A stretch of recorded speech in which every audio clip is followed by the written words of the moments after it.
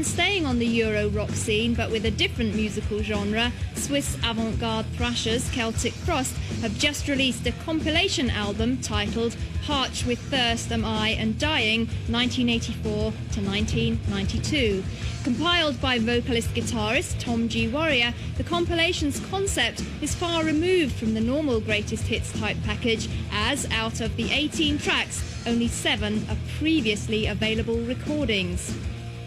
The tracks come from all the albums from all the periods, and they're really representative of what Celtic Frost is and does. We were really careful about that. That they're unreleased tracks doesn't mean they're throwaway tracks. The throwaway tracks we threw away. But sometimes the format of an album didn't permit it to put everything on there, or for various reasons we couldn't do it. Or even the record company in our early days insisted on not putting it on. So it's fairly comprehensive of our career, and some of them are really good tracks. To us, relative universe, we left for war to life again. Our rest, highest step, we don't function. And the cage to a throne, infinity. To a throne. We're off the noise since quite a while, and we knew they would eventually bring out greatest hits package or something like every record company does. And we're very happy that they approached us and asked us whether we wanted to do it or not. And of course we wanted to. And we wanted to make it a little more special than a greatest hit thing. We wanted to give the fans real value for money. Because when I was a fan, I hated it. When I would buy a greatest hits album, it's just the same things that I have at home already. So we made it all on unreleased track, remixed tracks, some jewels from the archives. And we, as a little dessert, we put in 2 demo tracks from the brand new album that's going to come out later this year.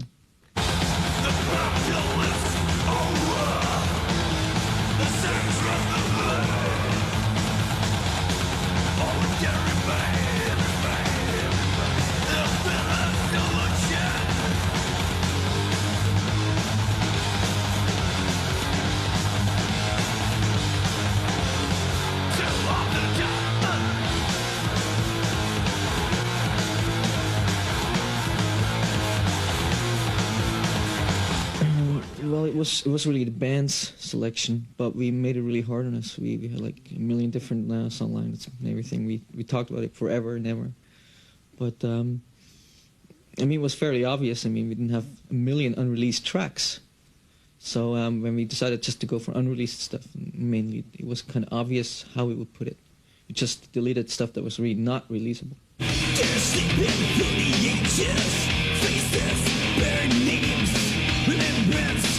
Lies at the bottom of DMC.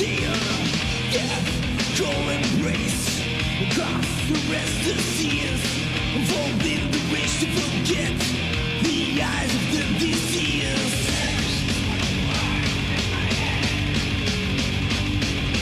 Burn, fuck, burn, stop.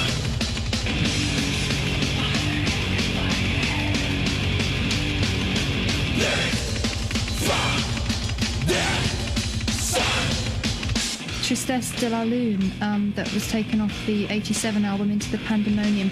Why was it taken off that album at that time? I guess the record company didn't really know what they signed up when they signed Celtic Frost. They weren't really prepared for us to go to extremes as far as avant-garde. And when we recorded stuff like Tristesse de la Lune, I think they got cold feet, and they removed some of the stuff like that. And Tristesse was always a main track for us. Just like every other pure heavy metal track, it was really important for us. So we found it had to be on this compilation for the people who got the album without it, you know.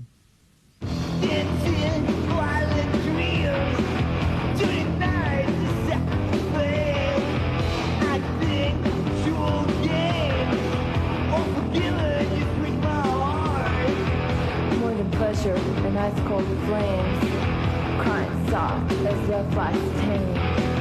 Swollen tears of diaries of lies, fading lights as songs die quiet.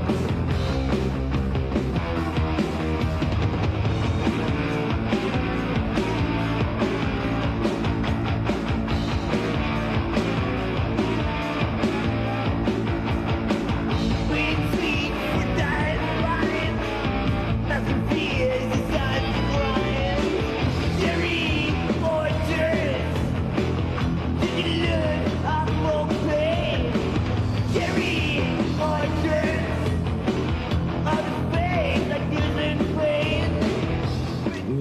going to New York in a week's time, and we'll be completing negotiations for a new deal. As soon as we have done that, we'll announce it, and we'll go to the studio as soon as possible.